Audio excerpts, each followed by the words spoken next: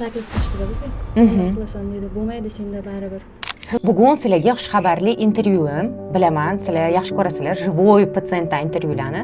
Homila qopchasi, mana bu embrioncha, eng e'tiborli kuzatuvchilar уже yurayotganini ham ko'rdinglar. Patsientkamiz bu kunlarni necha yil kutdingiz? 7 yil. 7 yildan beri farzand talabli. Bizga birlamchi bepishlik bilan murojaat qilgan edilar. Kelgan kuningizni eslay olasizmi? Men eslay olaman. Yo'q. Men eslay olmayman lekin. Shunaqa uzoq joydan Surxondaryodan keldim dedingiz. Mendagi patsient xabarlaganlari uchun kelgansiz. Meni yaxshi bilmaysiz. Shunga qaramasdan shuncha yo'lni bosib o'tib keldingiz.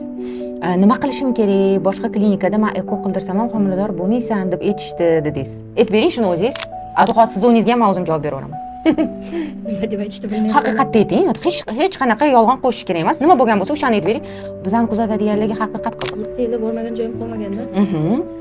Oxirgi 2 yil bitta vrachga keldik shu yerda. Sudradi faqat yerimda dedi. Undan keyin meni gormonal narashina boshqa AMG past chiqdi. Nechida AMGingiz? 0.52. 0.52 edi AMGlari. Hatto o'zlari yoshlar.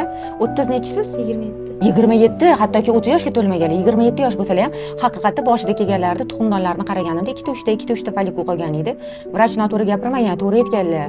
Folikullaringiz soni kamaygan va folikul soni kam bo'lsa, qanchalik kam bo'lsa, ekoning rezultati ham afsuski kam bo'ladi. Donor taklif qilishdi bizga. Qilasan dedi. Bo'lmaydi senda baribir.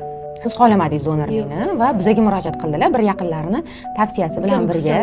Ukalari qizchalik bo'lganlar, ularning tavsiyalari bilan bizga murojaat qildilar.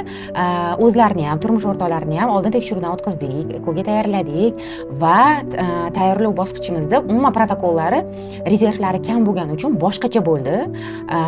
Ya'ni bizni kutgandik 2 ta 3 ta olamiz deb kutgan joyimizda protokolni o'zgartirib, umumiy hisobda nechta hujayra oldik sizdan? 3 ta, 4 ta, 17 ta. Umumiy hisobda 17 ta hujayra olishga muvaffaq bo'ldik.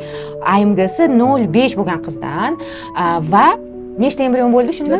4 ta a'lo sifatli embrion bo'ldi va shu embrionlarni ikkitasini bachadon ichiga ko'chirib o'tkazdik va bugun ikkalovini ham yuraychasi urib turganini ko'rdik, alhamdulillah.